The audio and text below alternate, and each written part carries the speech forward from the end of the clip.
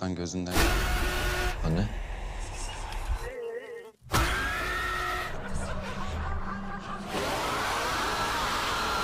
সব গল্প ভালোবাসাতেই শুরু হয়, কিন্তু সব গল্প ভালোবাসায় শেষ হয় না। সিদ্ধার্থ, ওরহান, কাদার তিনজনের শৈশবের হাসি, খেলা, স্বপ্ন সব ভেঙে যায় এক রাতেই। একজন মানুষের অভিশাপ, একটা ভুল সিদ্ধান্ত এবং এক দুর্ঘটনা, যার পর থেকে শুরু হলো অদৃশ্য কারোর খেলা। আজ 7 বছর পর সিদ্ধার্থ সেই ভয়ঙ্কর স্মৃতি আবার লিখছে। জিন, অভিশাপ এবং কালো জাদুর সেই হাড়হিম করা এক অশুভ অতীত। কেন ওরহান প্রতি মধ্যরাতে তার বাড়ির বাইরে নিজের মাকে রক্তাক্ত অবস্থায় দেখতে পায়? কেন এই নিষ্পাপ কাদারের উপর এসে পড়েছে জিনের নিকষ ছায়া? ওরহান কেন বাড়ির চারিদিকে বালি ছড়িয়ে রাখে? এই সকল প্রশ্নের উত্তর নিয়ে সিনেভার্স বাংলার তরফ থেকে আজকের Turkish horror movie season 3। Orhan ও সিদ্ধার্থ দুই শৈশবের বন্ধু। ছোট থেকে তারা একসাথে বড় হয়েছে দাদু ঠাকুমাদের কাছ থেকে ভূতের গল্প শুনে। তারা ছিল বেস্ট ফ্রেন্ড। সিদ্ধার্থের কাদার নামের এক ছোট বোনও ছিল। তাদের তিনজনের একসাথেই খেলাধুলা আনন্দ করে কাটতে থাকে ছোট্টবেলা। সময়ের সাথেই কাদার ও ওরহান একে অপরের প্রেমে পড়ে যায় এবং পরবর্তী সময় তাদের ভালোবাসা পূর্ণতা পায় বিয়ের মঞ্চে। যদিও তাদের বিয়ের বিপক্ষে ছিল ওরহানের বাবা মা, তারা সেটা এখনও অবশ্য মানতে পারেনি। তাই ওরহান ও কাদারের থেকে তারা এখন আলাদা থাকে।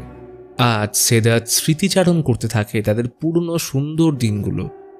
তবে তার হঠাৎ মনে পড়ে যায় 7 বছর আগের এক ভয়ঙ্কর অভিজ্ঞতার কথা। আসলে আজ থেকে 7 বছর আগে এক ভয়ঙ্কর অভিশাপের ফলে সিদ্ধার্থ, ওরহান ও কাদারের জীবনে শুরু হয় এক কালো অধ্যায়। সিদ্ধার্থ সেই ঘটনাই আজ প্রথমবারের মতো লিপিবদ্ধ করছে ডায়েরিতে। সে লিখতে শুরু করে তার 7 বছর আগের সেই অভিজ্ঞতা, যা তাকে এখনও শান্তিতে ঘুমোতে দেয় না। তো ঠিক কী হয়েছিল তখন?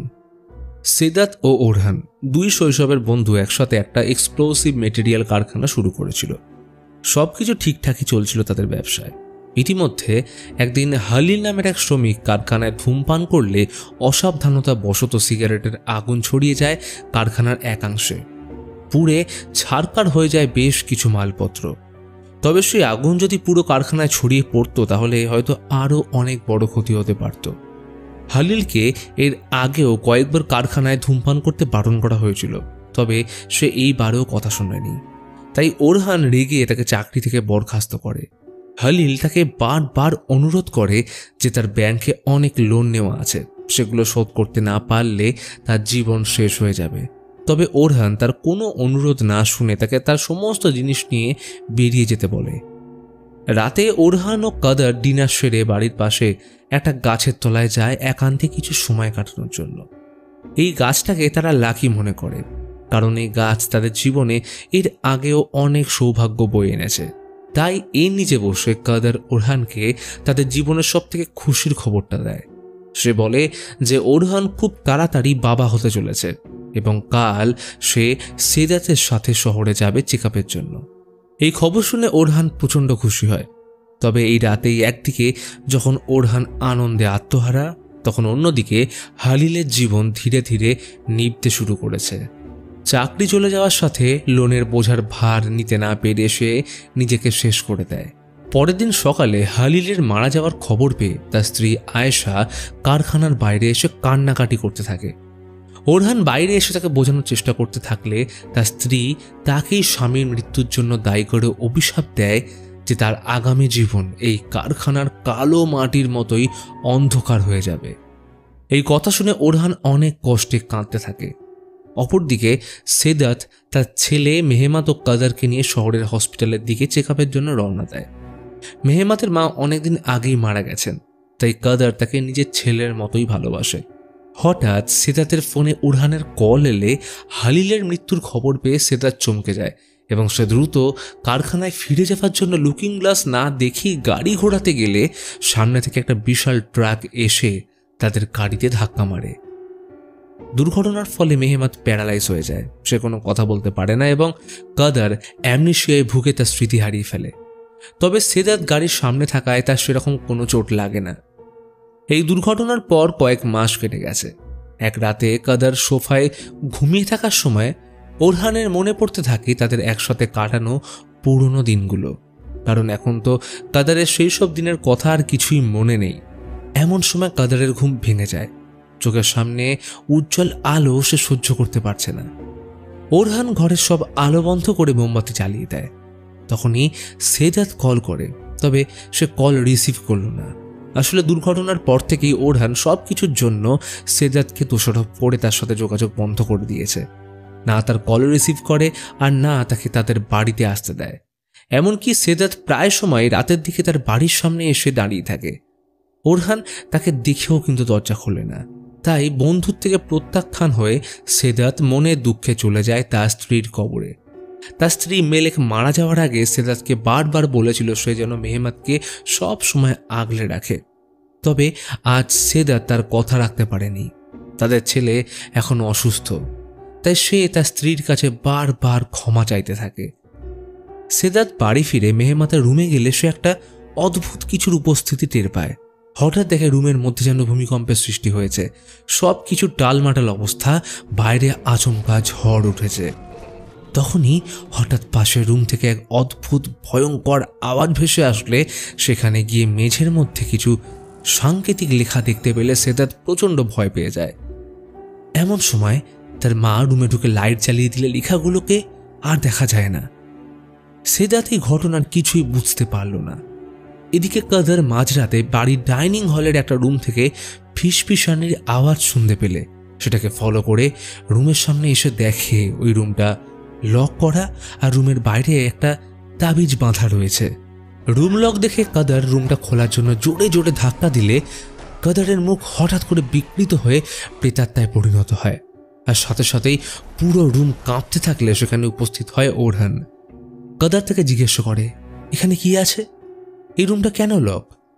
ওরহান তাকে বুকে জড়িয়ে ধরে জানায় এই রুমের মধ্যে তাদের কিছু খারাপ স্মৃতিবন্দী রয়েছে, যেটা তার না জানাই ভালো। তাই সে এই রুমটাকে লক করে রেখেছে এবং কাদার আর কোনোদিন যেন এই রুমটা খোলা তো দূরের কথা, কাছেও না আসে। এরপর ওরহান কাদারকে রুমে পাঠিয়ে দিয়ে সে নিজে ওই লক করা রুমে প্রবেশ করে বালি দিয়ে ব্ল্যাক ম্যাজিক করতে থাকে। অর্থাৎ এই কারণেই হয়তো সে এইখানে কাদারকে প্রবেশ করতে বারণ করেছিল। ওরহান সেই বালি বাড়ির চারপাশে ছড়িয়ে একটা গণ্ডি মতো করে দেয়। পরদিন সকালে ওরহানের বাবা রান্না করার সময় ওরহানের মা ওরহান ও কাদারের ছবির দিকে তাকালে হঠাৎ কেউ যেন তার মনে বলতে শুরু করে ওরহানের প্রচণ্ড বিপদ, কেউ খুব তাড়াতাড়ি তাকে শেষ করে দেবে। একটু পরে ওরহানের বাবা তার স্ত্রীর জন্য খাবার নিয়ে এলে দেখে ওরহানের মা সেখানে নেই। সে হঠাৎ করে তাকে না বলেই ঘর থেকে বেরিয়ে ওরহানের বাড়ির দিকে ছুটে যাচ্ছে। তবে সে যেন সজ্ঞানে নেই, হেঁটে চলেছে এক পথভ্রষ্ট পাগলের মতো। ওরহানের বাবা ছুটে তার স্ত্রীকে ঘরে ফিরিয়ে আনতে গেলে সে তাকে ফিরে যেতে বলে এবং জানায় তার একটা কাজ আছে যেটা তাকে পূরণ করতে হবে এবং সেটা পূরণ করেই সে ফিরবে। ওরহানের বাবা বুঝতে পারে না তার স্ত্রী ঠিক কী ধরনের কাজের কথা বলছে, তাই সে তাকে কোনো রকমে বুঝিয়ে ঘরে ফিরিয়ে নিয়ে আসে। এদিকে ওরহান তার কারখানায় চলে গেলে কাদার তার ও ওরহানের একটা ছবি দেখে মনে করতে থাকে পুরনো সব দিনের কথা, তাদের অতীত। তবে আশ্চর্যভাবে সে কিছুই মনে করতে পারছে না। তখনই হঠাৎ সে একটা আয়নার সামনে এসে নিজের চেহারা দেখলে গত রাতের মতো একটা বিকট চেহারা তার সামনে এসে ভয় দেখানোর চেষ্টা করে। কাদার প্রচণ্ড ভয় পাশের রুমে চলে গেলে সেখানে খুঁজে পায় সুতো দিয়ে পেঁচানো একটা তাবিজ। সেটা হাতে নিতেই কাদার হঠাৎ করে পাগলের মতো ব্যবহার করতে শুরু করে এবং ঘরের ড্রয়ার আলমারি থেকে সমস্ত জামা কাপড় ছুঁড়ে পাগলের মতো ফেলতে থাকে। রাতে ওরহান বাড়ি ফিরলে রুমে গিয়ে দেখে কাদারের হাতে রয়েছে একটা ফটোকপি, যেখানে রয়েছে ওরহান, কাদার ও তার বাবা মা। ওরহান সেটা কাদারের হাতে দেখে তাকে তার বাবা মায়ের কথা বললে কাদার তাকে উল্টে প্রশ্ন করে, আচ্ছা এইখানে তো ওরহানের বাবা মায়ের ছবি রয়েছে, তাহলে কাদারের বাবা মায়ের ছবি নেই কেন? ওরহানের কাছে এই প্রশ্নের কোনো উত্তর না থাকলে সে রুম থেকে বেরিয়ে যেতেই যেন অদ্ভুত কিছু একটা অনুভব করে। ওরহান তাড়াতাড়ি জানলার কাছে এসে বাইরের দিকে তাকালে লক্ষ্য করে বাড়ির সামনে সে যে বালির সীমারেখা তৈরি করেছিল তার ঠিক ওই পাশে দাঁড়িয়ে তারই মতো অবিকল দেখতে আরেকটা ওরহান এবং তার পাশে এক বৃদ্ধা যার গোটা ড্রেস রক্তে ভেজা।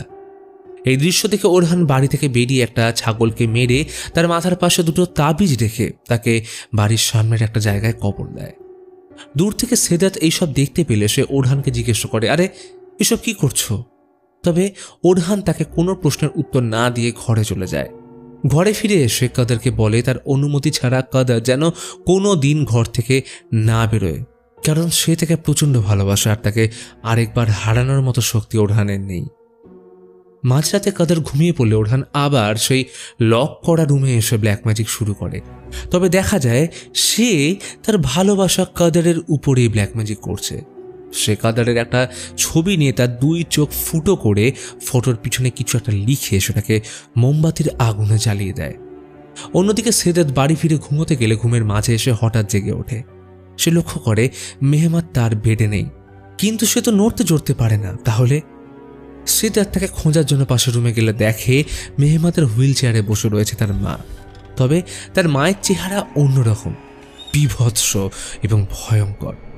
সে হুইল চেয়ার থেকে উঠে তার দিকে তেড়ে আসলে তখনই অন্যদিক থেকে কাদারের মতো দেখতে একটা মেয়ে তাকে হন্ট করে।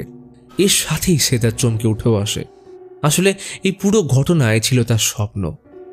মেহমাত এখনও তার বেডে ঘুমিয়ে রয়েছে, পাশের রুমেও সবকিছু চুপচাপ। পরের দিন সকালে সেদাত কারখানায় এসে ওরহানকে তার গত রাতের দুঃস্বপ্নের কথা জানায়। সে কিছুই বুঝতে পারছে না যে তার সাথে কি হচ্ছে। যদিও ওরহান তার সাথে কথা বলতে চায় না এবং উল্টে বলে সে যেন আর কোনোদিন তার ত্রিসীমানায় না আসে। এদিকে ওরহান চলে যাওয়ার পর কাদার ঘরে তার কিছু পুরনো ফটো খুঁজে পেল। সেগুলো দেখেও কিছুই মনে করতে পারছিল না। এমন সময় কাদার অদ্ভুত আওয়াজ শুনতে পেলে সেটা ফলো করে নিচে গেলে সেখানে আরও একটা তাবিজ খুঁজে পায়, যার নিচে বাঁধা রয়েছে একটা চাবি। কাদার সেটা ছুঁয়ে দেখতে গেলে পুনরায় সে ভয়ঙ্কর চেহারার মেয়েটাকে দেখতে পায়। ফলে ভয়ে সেটাকে ছেড়ে দেয়। সন্ধ্যায় সেদাত মেহমাতের হাত ধরে ছবি আঁকানোর চেষ্টা করাচ্ছিল।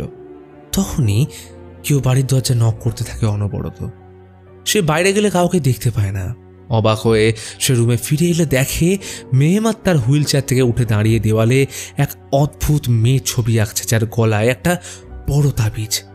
মেহমাতের এই অবস্থা দেখে সে তার নাম ধরে ডাকতে মেহমাত অজ্ঞান হয়ে মাটিতে লুটিয়ে পড়ে।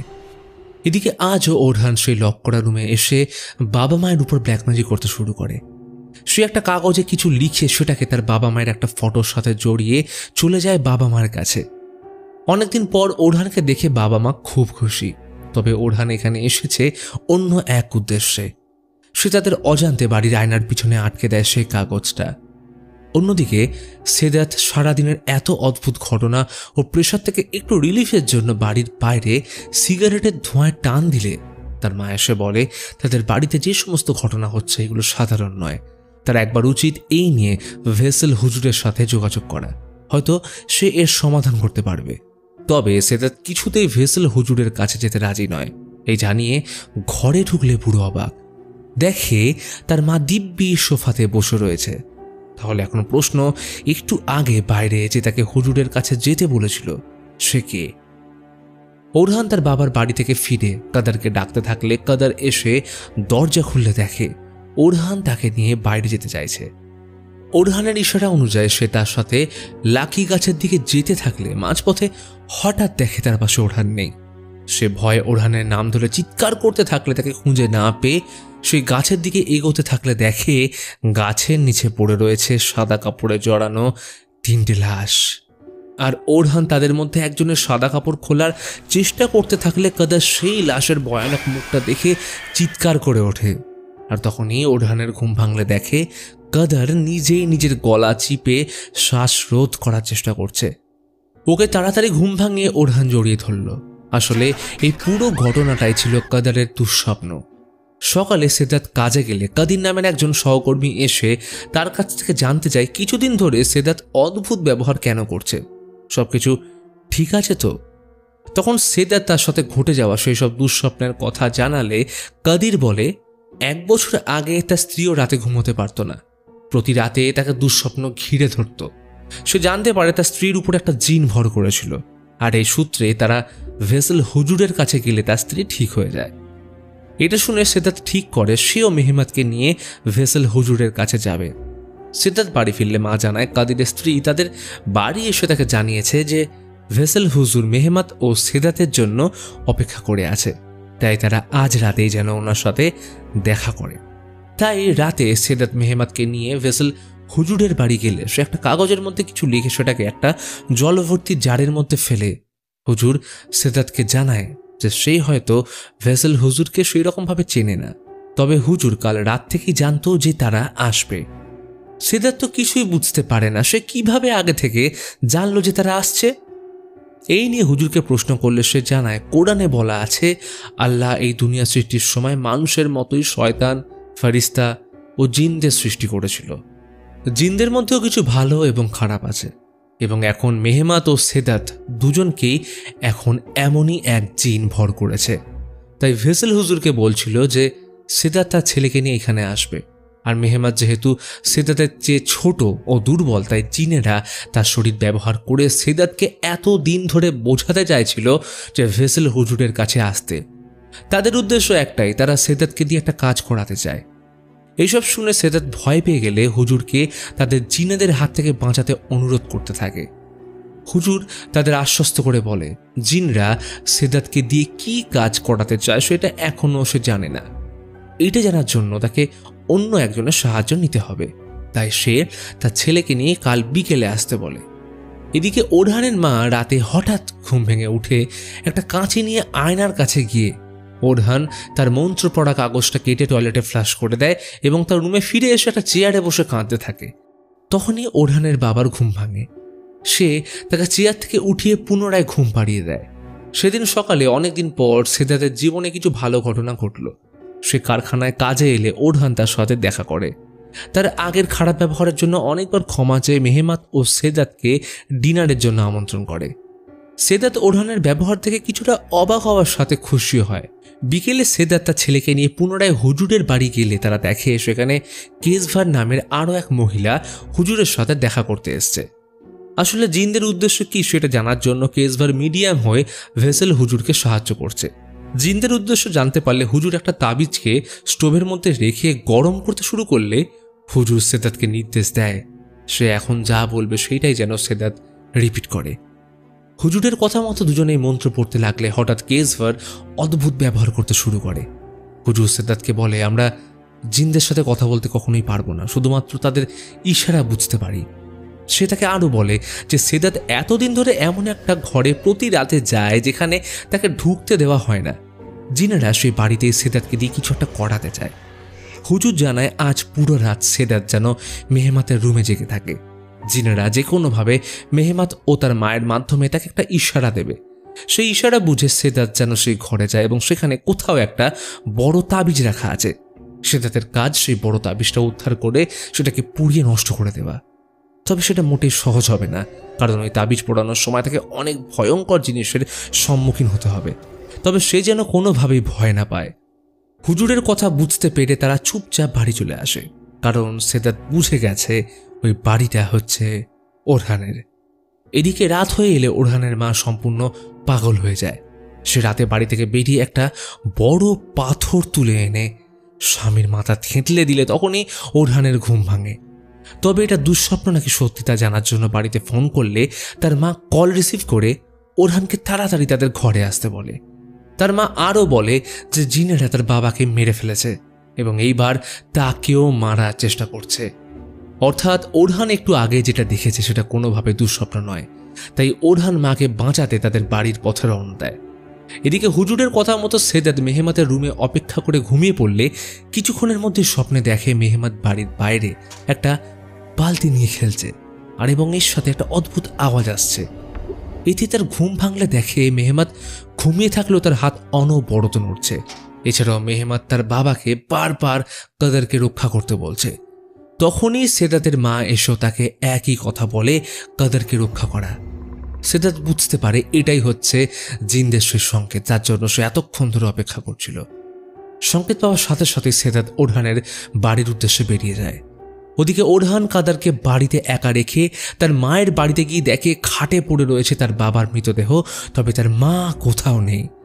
তাই সে তার মায়ের খোঁজ করতে লাগলে তখন লক্ষ্য করে আয়নার পিছনে যে কাগজটা আটকে ছিল সেইটা আর নেই। এমন সময় সে পাশের রুমে গিয়ে দেখে একটা চেয়ারে তার মায়ের মৃতদেহ হেলান দিয়ে পড়ে আছে। ততক্ষণে সেদাত ওরহানের বাড়ির সামনে এসে তাকে ডাকতে থাকলে কেউ সাড়া না দিলে সে দরজা ভেঙে ভিতরে প্রবেশ করে। সোফাতেই একদম সেদাতের চোখের সামনে বসে রয়েছে কাদার, তবে সে যেন কাদারকে দেখতেই পাচ্ছে না। কাদার বুঝতে পারে না যে সেদাত তাকে কেন দেখছে না। এমন সময় সেদাত সে লক করা রুমটার সামনে যায়, যেটার সামনে তাবিজ ঝুলানো আছে। সে দরজা ভেঙে ভিতরে প্রবেশ করার সাথেই একটা পচা গন্ধ নাকে আসে। এর সাথে কাদার সে রুমে প্রবেশ করল। সেদাত রুমে ঢুকেই ব্ল্যাক ম্যাজিকের যাবতীয় সরঞ্জাম দেখে অবাক হয়ে যায়। আর তখনই তার নজরে পড়ে কাফনে জড়ানো একটা মৃতদেহ এবং তার গলায় ঝুলানো একটা বড় তাবিজ, ঠিক যেমনটা হুজুর বলেছিল। সেদাতের মনে পড়ে কিছুদিন আগে মেহমাদ দেওয়ালে এমনই একটা তাবিজের মেয়ের ছবি এঁকেছিল। তাই সেদাত সময় নষ্ট না করে কাপড় সরাতেই ভীষণ রকম চমকে ওঠে, কারণ কাফনে জড়ানো রয়েছে তার প্রিয় বোন কাদারের পচা লাশ। সেদাত নিজের চোখকে যেন বিশ্বাসই করতে পারছে না। তাও সে হুজুরের কথা মতো কাদারের মৃতদেহ থেকে ওই তাবিজটা পাশে আগুনের চুল্লিতে ফেলে দেয়। আর ঠিক তখনই বাড়িতে উপস্থিত কাদারের মুখ বিকৃত হয়ে ভয়ঙ্কর রূপ নিয়ে চিৎকার করতে থাকে এবং এর সাথেই এক বিভৎস জিন কাদারকে ধরে নিয়ে যায় তাদের জগতে। এতক্ষণে সেদাত কাদারকে দেখতে পায়, তবে তার কিছুই করার থাকে না। ইতিমধ্যে ওরহান ফিরে এলে সে কাদারকে তার জীবন থেকে আরও একবার দূরে সরিয়ে দেওয়ার জন্য সেদাতকে দায়ী করে কান্নায় ভেঙে পড়ে এবং এরই সাথে রিভিল হয় মুভির সব থেকে বড় টুইস্ট। সেদাত জানতে পারে কারখানায় সেই কর্মচারী হালিলের স্ত্রী আয়েশার অভিশাপের ফলে কাদার সেদিন গাড়ি দুর্ঘটনায় মারা যায়। তবে তার মৃত্যু ওরহান কোনো দিনও মানতে পারেনি। তাই সে তার মরদেহ কবর থেকে তুলে নিয়ে যায় তার বাড়িতে। সে সিদ্ধান্ত নেয় ব্ল্যাক ম্যাজিক করে কাদারকে পুনরায় জীবিত করে তোলার। সে তাকে ফিরিয়ে আনার জন্য তার সকল মূল্য দিতে চেয়েছিল, তবে মৃত মানুষকে জীবিত করে তোলার সাধ্য কারণ নেই। তাই সে ব্ল্যাক ম্যাজিক করে জিনদের জগৎ থেকে এক জিনের মেয়েকে ধরে এনে তাকে কাদারের রূপ দিয়ে বন্দি করে রাখে এবং এরপর থেকে তার সাথেই থাকতে শুরু করে। এই কারণে কাদারের পুরনো স্মৃতি কিছুই মনে ছিল না, কারণ সেই তো ছিল আসলে জিন। ওরহানের ভালোবাসা এতটাই পবিত্র ছিল যে জিনের মেয়ে হওয়া সত্ত্বেও ওরহানের প্রতি সময়ের সাথে তার একটা বিশ্বাস জন্মায় এবং সে তাকে একটু একটু করে ভালোবাসতে শুরু করে। কিন্তু সেই জিন এটা মানতে না পারায় তার মেয়েকে ফিরিয়ে নেওয়ার জন্য অনেক চেষ্টা করে। তবে ওরহান সবসময় তাদের বাধা দিয়েছিল। সে ব্ল্যাক ম্যাজিক করে তাদের দূরে রাখতে চেয়েছিল। তাই ওরহানকে কাবু করতে না পেরে জিন ওরহানের বাবা মায়ের উপর অ্যাটাক করতে শুরু করলে ওরহান ওই মন্ত্র পড়া কাগজ দিয়ে তাদের রক্ষা করার চেষ্টা করে। তবে তার মা সেটাও ছিঁড়ে ফেলে দিলে জিন প্রতিশোধ পূরণের জন্য তার মা বাবাকে শেষ করে দেয়। এরপরে ওরহান তাদের মেয়েকে ফিরিয়ে না দিলে তারা মেহমাতের উপর ভর করে সেদাতের সাহায্য চায় তাদের মেয়েকে উদ্ধারের জন্য। সেদাত বুঝতে না পারলে তারা ভেসেল হুজুরের মাধ্যমে সেদাতকে সব কিছু বোঝায় এবং শেষ অবধি সেদাত ভেসেল হুজুরের কথা মতো ওরহানের বাড়ি গিয়ে বন্দি করা জিনকে মুক্ত করে তাকে তার জগতে ফিরিয়ে দেয়। এই ঘটনার 2 সপ্তাহ পর মেহমাত সম্পূর্ণ সুস্থ হয়ে ওঠে। সে আবার আগের মতোই স্বাভাবিক জীবনে ফিরে এসছে। তবে ওই রাতের পর সেদাত কোনোদিনও জানতে পারেনি ওরহানের সাথে ঠিক কি হয়েছিল, কারণ তারপরই ওরহান সম্পূর্ণ নিখোঁজ হয়ে যায়। লোকজনদের মধ্যে গুজব ছড়ায় সে কাদারের সাথে পরলোকে মিলিত হওয়ার জন্য নিজেকে নাকি শেষ করে দিয়েছে।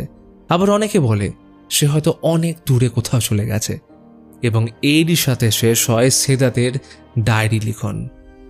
তবে গল্পের একদম শেষ দৃশ্য দেখা যায় ওরহান বেঁচে আছে। সে কাদারের কবরের পাশে এখনো প্রতিদিন তার জন্য অপেক্ষা করে। এমনই এক রাতে ওরহান কাদারের কবরের সামনে দাঁড়িয়ে থাকলে পিছন থেকে তার আত্মা ওরহানের নাম ধরে ডেকে ওঠে এবং এরই সাথে দূর থেকে ভেসে আসে ফজরের নামাজের পবিত্র ধ্বনি। কাদার তাকে ছিঁড়ে চলে গেলেও ওরহানের ভালোবাসার মৃত্যু হয় না। সে এখনও জীবিত রয়েছে মৃত্যুর প্রতিধ্বনি হিসেবে। আর এই ঘটনার সাথেই শেষ হয় আজকের এই অসাধারণ মুভি সিজন 3। তো বন্ধুরা, ভিডিওটা যদি ভালো লেগে থাকে তাহলে একটা লাইক করে দিও এবং যারা চ্যানেলে নতুন আসছো তারা সাবস্ক্রাইব করে আমাদের সাথে থাকো।